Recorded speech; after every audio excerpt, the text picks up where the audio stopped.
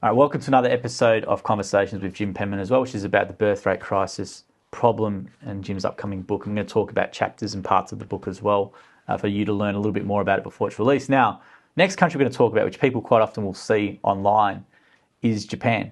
So we spoke about South Korea last time, so now let's go into detail about Japan. So Japan's obviously, for a country that is so obsessed with work, they've even gone in Tokyo, the government jobs, they've gone to the 4-day work week. To try and address that, which is around 150,000 employees, hasn't done anything. And then you've obviously got cash as a child allowance, which now runs to 18. There's a third child bonus, which doubles. There's a 100,000 yen maternity gift. There's public high school tuition becomes free again. National university tuition is waived for families with 3 or more kids, which is quite a big thing there. Then the work-life reforms, which is the 4-day work week. When both parents take leave, pay will be reached at 100% of take-home wages. There's a whole 50% of fathers on leave by 2025. There's a whole bunch of things newlyweds can claim. Tokyo funds an AI dating app that vets income and intentions to spur serious marriages. IVS costs have been covered by the national insurance since 2022. And there's a whole bunch of different things as well. But let's look at the trends. So the fertility rate, I think, is now reported as 1.20, and some have got it at 1.18, which is well replaced. Replacement, and the roadblocks to it, they're saying number of women aged 25 to 34 keeps shrinking, limiting any rebound in births. There's a whole bunch of things as well. So thoughts about all that stuff Japan is trying? Well, they got one of the lowest birth rates in the world, and they're trying what everybody else is trying. They're saying, people say when you ask them, I don't have a kid because of money. So they keep on giving more money and more assets. It's not the solution. The problem is not so much people don't have any money in absolute sense, because back when Japanese fertility was very high, which is in the post-war period, up like the 1950s, people had a fraction of the wealth they have today. And they still had multiple children. As it's become more prosperous, the birth rate has shrunk. It's not about that. Even though people say it is, and that's hard for government to think. They say, you ask people what, they say, oh, money. Okay, we'll give you money. But it doesn't work. And that's because there's a fundamental change in character. You can't even meet it with propaganda. You can't bribe them. You can't do anything. People are simply less interested in marriage. They're less interested in children than they used to be. They don't enjoy marriage as much as they used to. They don't enjoy children as much as they used to. That's the fundamental change. No amount of money will change somebody's priorities. If you like kids, you'll want kids regardless. I started having kids when I was very poor, mowing contractor, working long hours, mowing lawns, doing gardening. I just wanted kids. It didn't matter. The only solution is you've got to change the character. And the only way to do that is through neuroscience. Japanese are a very wealthy country. They're starting to panic about this. There's a lot of brilliant people. There's a lot of brilliant scientists.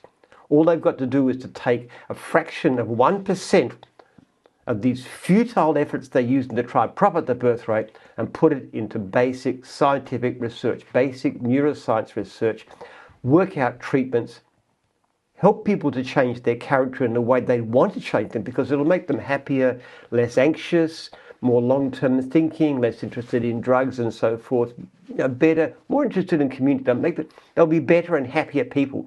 And once you do that, once you develop the treatments that have these effects, the birth rate will simply rise.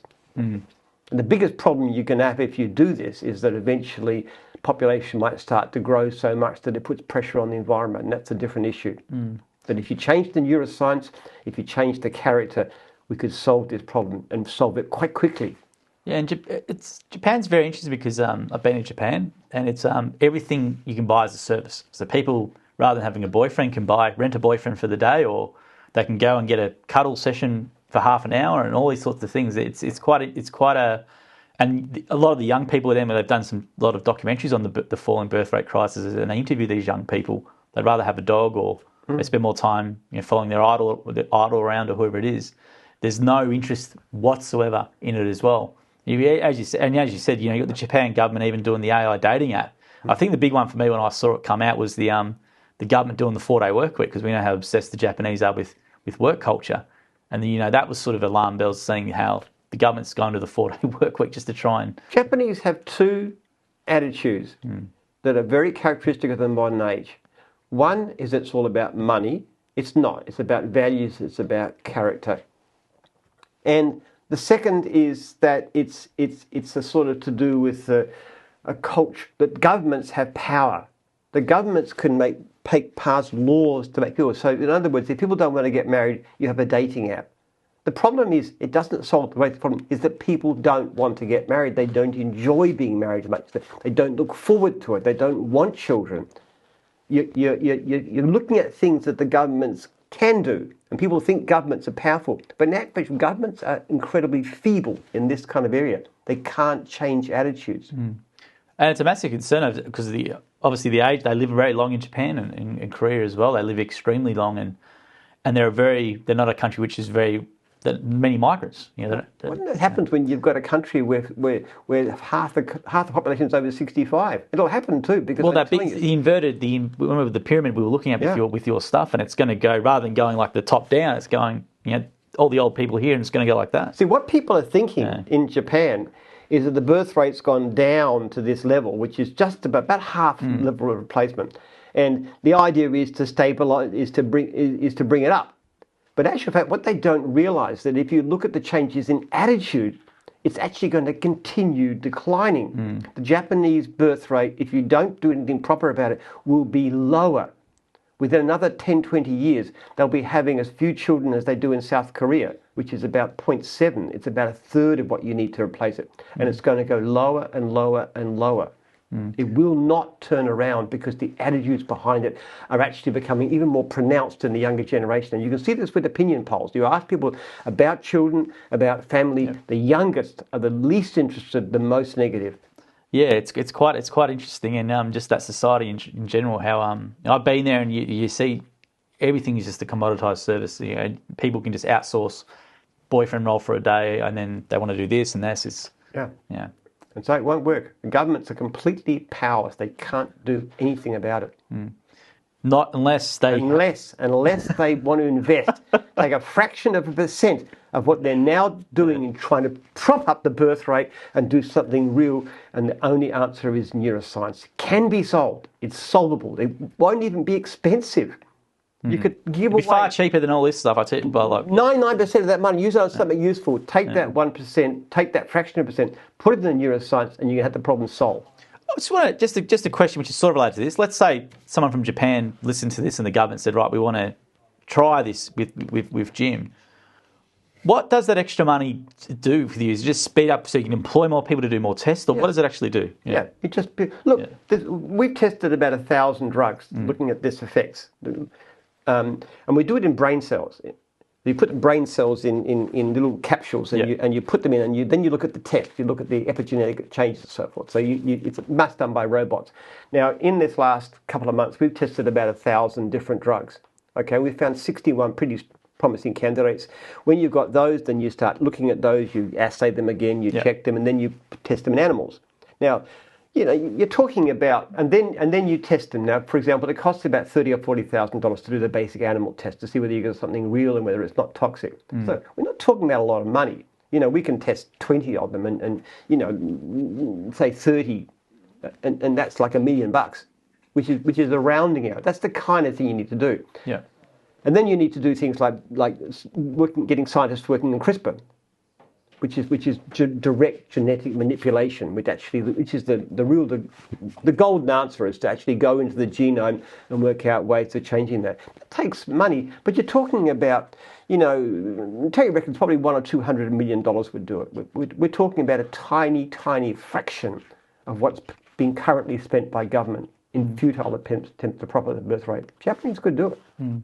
I think they could do it. They've got the money there and they've got the willingness to do it as well. I think it's just them knowing about this as a possible solution for them. I think they should try it. So that's what we're doing, this sort of stuff, in the hope that they can, when we translate it, and I hope we can get it to some people there. That's the job. Well, our hope is through our research to be able to develop some drugs that will show some effect. Yeah. We only need to help people take 10% more likely to overcome drug addiction, for example, or just 5% less likely to commit suicide. Those kinds of results we're looking at. And once you know that you've got something there, then you've got big money from big pharma coming in and saying, hey, well, what if we can get the people 20% less likely to be relapsed to drug addiction, or and then you start tweaking it. And these treatments will be worth trillions of dollars. So it's not as though there wouldn't be any money once we can start to develop some kind of a system to show people. Well, that's what I was going to say. Let's say, for example, you do show some results in Japan. Could you replicate, like epigenes, for example? Could they do something what you're doing, like in Japan, based on what you're doing, or how would it work? There's no difference. People are the same. Genetically speaking, we're the same as the Japanese. There's no. But I mean, in terms of the actual